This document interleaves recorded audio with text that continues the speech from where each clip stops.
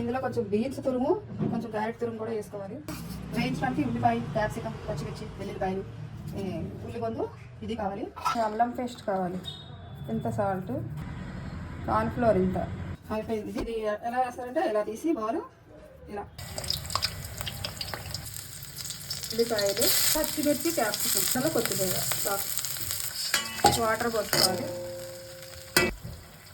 Pinch, ఎందుకంటే ఇది లేదంటే అసలు మంచిగా టేస్ట్ అనేది రాదు కాబట్టి 1 పించ్ వేస్తాం.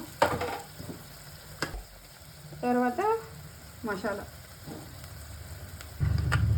సోయా సాస్, వెనిగర్, టమాటా సాస్, డ్రై కావాలన్నా డ్రై,